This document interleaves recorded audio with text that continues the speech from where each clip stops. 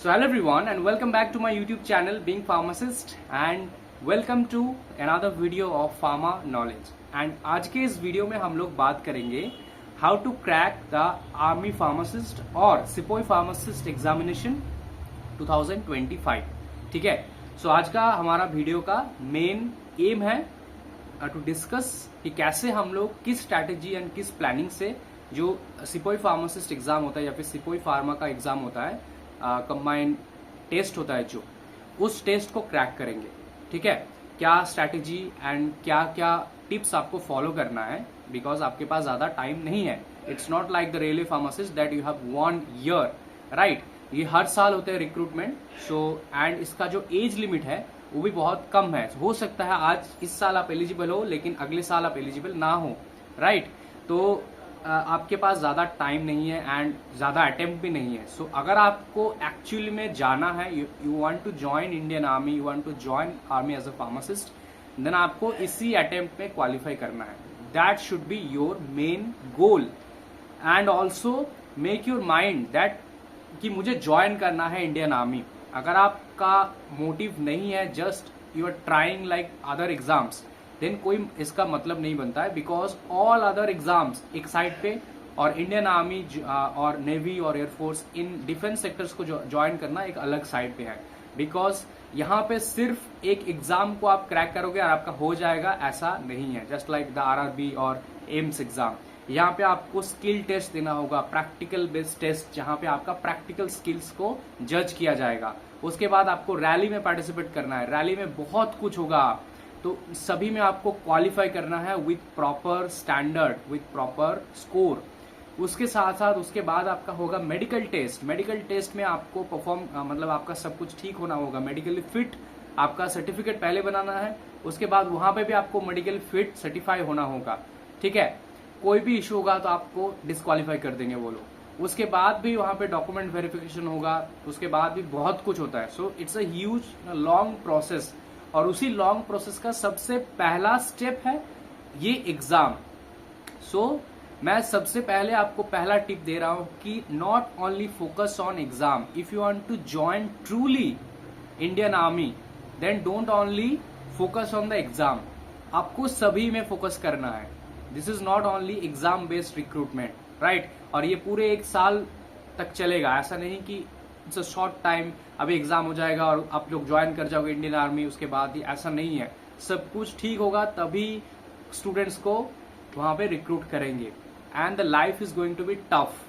So that is why make your mind set कि हाँ मुझे ज्वाइन करना है, then go for it. Otherwise आप दूसरे जिनमें एग्जाम्स के लिए प्रिपरेशन ले रहे हो, आप करते रहो. गवर्नमेंट सेक्टर में बहुत सारे सेक्टर्स हैं जिनमें हो सकता है आप ज्यादा कंफर्टेबल हो, because army is not a comfortable job. ठीक है, तो पहले अपना ये माइंडसेट बना लो. आप लोग प्रिपरेशन तो घर बैठे ले लोगे, एग्जाम भी हो सकता है आपका क्वालिफाई हो जाएगा, लेकिन that will be just a first stage. उसके बाद से जितने भी स्टेज होंगे that will be much more tougher. जैसे स्किल टेस्ट जो है वो बहुत टफ सिचुएशंस, आपको डिफरेंट सिचुएशंस के बेसिस पे आपका टेस्ट लिया जाएगा कि मान लो कुछ भी यहाँ पे एक मेडिकल इमरजेंसी हो गया, एक कुछ भी यहाँ पे स्टॉक इश्यूज हो गया, तो आप उस सिचुएशंस में क्या करोगे. एंड ऑल्सो प्रैक्टिकल असेसमेंट किया जाएगा, प्रैक्टिकल नॉलेज देखा जाएगा, है ना. इंजेक्शन आप दे सकते हो कि नहीं, आप बीपी मेजरमेंट कर सकते हो नहीं, मिनिमम जो आपका प्रिस्क्रिप्शन ड्रग्स है उनका आपके पास नॉलेज है कि नहीं, उनका डोजेज फॉर्म्स, उनको कब लेना है, इन सब का नॉलेज आपके पास होना चाहिए. Not only theoretical, pharmacognosy, pharma chemistry, ये सब आपको बस एग्जाम क्रैक करने में हेल्प करेंगे. उसके बाद नहीं, उसके बाद आपको हेल्प करेंगे hospital and clinical pharmacy majorly. With that pharmacology helps a lot and of course the drugs, so ये था मेरा पहला टिप. ठीक है, पहले अपना माइंड सेट क्लियर कर लो. ओके, दैट मेरे आगे अभी जर्नी जो है वो सबसे टफेस्ट जर्नी होगा, राइट. नेक्स्ट हम लोग बात करेंगे, मेरा सेकंड टिप जो होगा, इस एग्जाम का क्वेश्चन पेपर इतना हार्ड नहीं होता है. जितना मुझे पता है इतना हार्ड नहीं होता है, because this is a entry level exam. इसके बाद जो रैली होगा वो सबसे ज्यादा इंपॉर्टेंट है. रैली क्वालिफाई कर जाओगे तो आपका स्किल टेस्ट होगा, उसके बाद होगा मेडिकल, उसके बाद होगा आपका document verification. So exam crack करना इतना इजी, मतलब इतना हार्ड नहीं है. हो सकता है आपका एग्जाम क्रैक हो जाए. तो क्या करना होगा उसके सबसे पहले, तो first thing you have to do is go through the previous year question paper. अब जो लास्ट ईयर के क्वेश्चन पेपर है सिपोई फार्मा का, वो मैंने अपने second channel professor of pharmacy में A to Z डिस्कस किया है विथ आंसर्स। 2 पार्ट में डिवाइड किया है। यहाँ पे आई बटन पे जाके आप लोग दोनों वीडियोस को देख लो। इस वीडियो को देखने के बाद मैं एंड में यहाँ पे आई बटन पे ऐड कर दूंगा, ठीक है। सो पहले प्रीवियस ईयर क्वेश्चन पेपर को एनालाइज कर लो। अगर आपको इंटरनेट से और भी पीछे वाला जो एग्जाम्स है 23, 22, ऑल्दो ये लोग एग्जाम्स के क्वेश्चन पेपर ज्यादा आउट नहीं करते हैं, बट अगर मिलते हैं आपको कहीं से तो अच्छी बात है। तो प्रीवियस ईयर के क्वेश्चन पेपर देखोगे ना तो उसको एनालाइज करो, ठीक है। सॉल्व तो कर रहे हो, उसके साथ एनालाइज भी करो कि कौन से टॉपिक से या फिर चैप्टर से ये लोग ज्यादा क्वेश्चंस किए हैं। क्वेश्चन के हार्डनेस तो हर साल अलग होते हैं, ऑल्दो जैसे मैंने कहा इतना हार्ड नहीं होता है, मीडियम टाइप के एग्जाम्स होते हैं, लेकिन क्वेश्चन एनालाइज करना इंपॉर्टेंट है।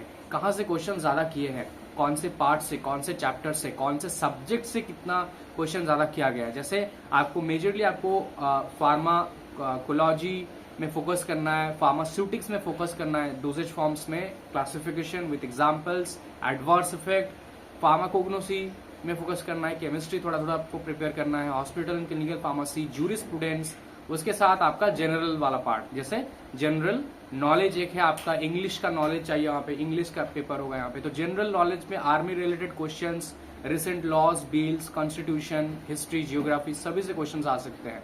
उसमें से भी आप जो इंडियन आर्मी रिलेटेड लॉज है, रेगुलेशंस है, करंट अफेयर्स है, उनको अच्छे से करना है ना। ये सब तो मैंने डिस्कस किया है अपने सिलेबस वाले वीडियो पे, उसको यहाँ पे मैं टैग कर रहा हूँ, आप लोग देख लेना। सिलेबस में मैंने बताया है कि कौन कौन से टॉपिक्स को आपको अच्छे से प्रिपेयर करना है, बिकॉज सिलेबस बहुत शॉर्ट में दिया है, लेकिन आपको प्रिपेयर करना है लॉन्ग बेसिस पे। तो इसीलिए कहा सबसे पहले प्रीवियस ईयर को क्वेश्चन पेपर को एनालाइज करो एंड स्टार्ट प्रिपरेशन स्टार्ट करो, रिविजन कर दो एक बार, ठीक है। सिपोई फार्मा का कोई भी बुक, नॉट ओनली फॉर सिपोई फार्मा, आप लोग जीडीसी से एक बुक आते हैं, pharmacist at your finger tips, I think उसका जो थ्योरी बुक है उसको आप परचेस कर सकते हो, because that theory book is very important, I think well elaborated book है एक for your theory part preparation. उसके साथ साथ आप एक प्रैक्टिस क्वेश्चन पेपर के लिए एक बुक रखो जिसमें आपको प्रीवियस ईयर के क्वेश्चन पेपर मिले एंड मॉडल पेपर्स मिले। तो उसी का एक आई थिंक ऑब्जेक्टिव बुक आते हैं, वो भी ले सकते हो, या तो फिर दूसरे बुक्स भी आते हैं, आप लोग कोई भी ले सकते हो, यहाँ पे कोई इशू नहीं है। लेकिन एक प्रिपरेशन के लिए, प्रैक्टिस के लिए एक बुक रख, और प्रैक्टिस के लिए आप ऑनलाइन टेस्ट सीरीज लेते हो वो भी चलेगा, बुक लेने की जरूरत नहीं है। और लेकिन थ्योरी के लिए आप एक बुक लो, है ना। आपका एक ओवरनाइट प्रिपरेशन टाइप ऑफ एक बुक होना चाहिए जितने सारे सब्जेक्ट एक यहाँ पे एक ही जगह पे आपको मिल जाए। ये सेकंड चीज आपने कर लिया, पहले प्रीवियस ईयर के क्वेश्चन पेपर को एनालाइज कर लिया, सिलेबस तो ज्यादा दिया नहीं है ना, फिर आप रिवीजन स्टार्ट कर दो। सिलेबस आपका डी फार्म का ही सिलेबस है और कुछ नहीं, लेकिन डी फार्म बी फार्म दोनों का ही आपको प्रिपरेशन करना है। इसलिए मैंने कहा पहले क्वेश्चन पेपर को एनालाइज करो। मिनिमम 2 क्वेश्चन पेपर आप लोग देखो, मिले तो 24 का तो मैंने बना दिया है, 23 का एक बार देख लो, मुझे अगर मिलते हैं तो मैं बना दूंगा उसका क्वेश्चन आंसर सीरीज, है ना। ये सेकेंड चीज आपने कर लिया, तो आप एक साथ पैरेलली प्रिपरेशन कर रहे हो, प्रीवियस ईयर के क्वेश्चन पेपर सॉल्व कर रहे हो और थ्योरी पार्ट को रिवाइज कर रहे हो डे टू डे, है ना। रिवाइज कर रहे हो, प्रैक्टिस कर रहे हो, रिवाइज कर रहे हो, प्रैक्टिस कर रहे हो, ऐसे करते जाओ लास्ट एग्जाम होने के 7 दिन पहले तक। उसके बाद जो लास्ट 7 डेज होगा आपके पास होगा, ठीक है, उस लास्ट 7 डेज पे जो भी इंपॉर्टेंट आपने रिवाइज करते टाइम जो भी नोट्स बनाए हो, है ना, जो भी चैप्टर्स या फिर जो भी पार्ट्स आपको थोड़ा सा हार्ड लगता था लेकिन क्वेश्चंस उसमें से बार बार रिपीटली आए थे, उन पार्ट्स को अच्छे से एक बार करके फिर से देख लो। कुछ न्यू करने की जरूरत नहीं है उस टाइम पे। और जो भी टेबल्स है, चार्ट्स है, ग्राफ्स है, फॉर्मूलाज है, उनको अच्छे से कर लो। और करंट अफेयर्स, जनरल नॉलेज को जितना हो सके इस टाइम पे कर लो, ये जो टाइम आपको मिलेगा, लेकिन उस टाइम पे और आप नहीं कर पाओगे, हो सकता है ना। जैसे फॉर्म फिलअप हो जाने के बाद, जब एंड हो रहा है उसके बाद के और करंट अफेयर्स करने की जरूरत नहीं है, लेकिन उस दिन तक इंपॉर्टेंट है सब। और पिछले 1 साल का तो मिनिमम करके रखना, उसके साथ साथ जनरल नॉलेज, इंग्लिश, है ना। और लास्ट 7 दिन में जो होगा सब कुछ रिवीजन कर दो, ठीक है। And most important point number 4 which is start preparation for the rally as well as for the skill test. आपको इन दोनों का भी प्रिपरेशन अभी से स्टार्ट कर देना है, ठीक है, क्योंकि वही मेन है। जैसे मैंने आपको कहा, ये तो बस आप क्वालिफाई कर जाओगे, क्योंकि यहाँ पे जैसे मैंने कहा थोड़ा सा प्रिपरेशन करोगे तो आप क्वालिफाई कर जाओगे। प्रॉब्लम जो होता है वो होगा उन सारे टेस्ट में या फिर रैलीज में। उससे पहले आप मेजरमेंट वगैरह एक बार देख लो, जो फिजिकल मेजरमेंट जो टेस्ट है पीएमटी, तो उसमें सब कुछ आपका एलिजिबिलिटी के हिसाब से मेजर किया जाएगा अपने अपने रीजन के हिसाब से। मान लो आपने फ्रंटियर में किया है, नॉर्थ फ्रंटियर में, नॉर्थ ईस्ट में, या फिर आपने ईस्टर्न में किया है, आपने इस पार्ट में किया है, साउदर्न पार्ट में, तो अलग अलग जो जोन्स है, ठीक है, जितने भी सिपोई फार्मा का जोन्स है, अलग अलग जोन के हिसाब से अलग अलग हाइट का है, अलग अलग वेट है, अलग अलग चेस्ट है। चेस्ट मिनिमम सभी जगह पे सेम है 77 + 5 एक्सपेंशन। कहीं पे एक्सपेंशन नहीं है, ऐसा है, हो सकता है, लेकिन यही है एक्चुअली एवरेज। और बाकी हाइट अलग अलग है सब जगह, और हाइट अलग होगा तो वेट भी अलग होगा, क्योंकि हाइट वेट का एक चार्ट दिया है हर एक के नोटिफिकेशन पे। आई होप आपने देखा होगा। तो आप कैसे देखना होगा, अगर आपका हाइट ये है तो उस हिसाब से आपको वेट दिखेगा, मिनिमम वेट, मैक्सिमम वेट, तो उसके अंडर आपको रखना है। तो अगर आपका वेट ज्यादा है तो आप कम कर लो, कम है तो ज्यादा कर लो, क्योंकि हाइट तो आप कुछ कर नहीं सकते, लेकिन वेट का इसीलिए दिया जाता है एक मिनिमम एक मैक्सिमम, ताकि आप लोग उसके बिटवीन रहो, राइट। तो ये हाइट वेट का ध्यान रखना। अगर आपका हाइट मैच्ड है तो वेट पे ध्यान दो, पहले वेट चेक करो वेट ठीक है कि नहीं। अगर ठीक है तो ठीक है, उसको मेंटेन करो, है ना। और चेस्ट एक बार मेजर कर लो 77 हो रहा है कि नहीं। उसके बाद एक्सपेंशन है 5 आपका, है ना।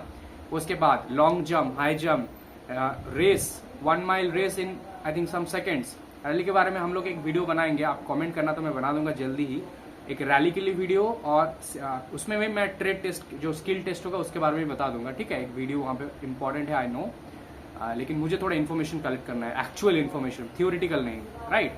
सो इनको भी अभी से स्टार्ट कर दो। और स्किल टेस्ट के लिए भी प्रैक्टिकल नॉलेज, जो केडी त्रिपाठी का एक बुक आते हैं, उसका लेटेस्ट एडिशन खरीद के रखना, ठीक है।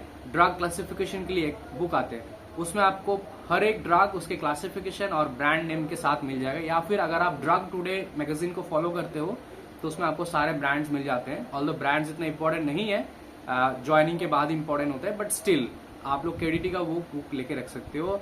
और फार्मास्यूटिक्स में डोजेज फॉर्म्स, ठीक है, प्रेस्क्रिप्शन, उसके पार्ट्स, प्रेस्क्रिप्शन रीड करना सीख लो, वो इंपॉर्टेंट है, आपको कभी काफी काम में आएंगे। प्रेस्क्रिप्शन रीड करना, ये सब आपका स्किल टेस्ट में इंपॉर्टेंट है ना।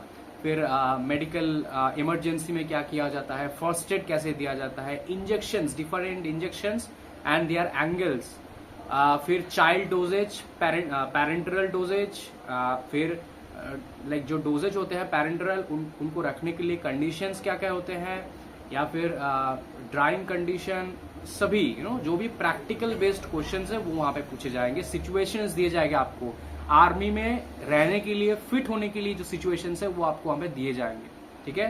इसके लिए कभी अलग से बात करेंगे। So this is all about the video. आप ऐसे अपना प्रिपरेशन कंटिन्यू रखो। कोई भी डाउट होगा आप लोग कमेंट बॉक्स पूछ लेना, या फिर अगर कुछ पूछना होगा तो मेरे सोशल मीडिया से नीचे लिंक, उन पे जाके पूछ सकते हो, ठीक है। Thank you so much.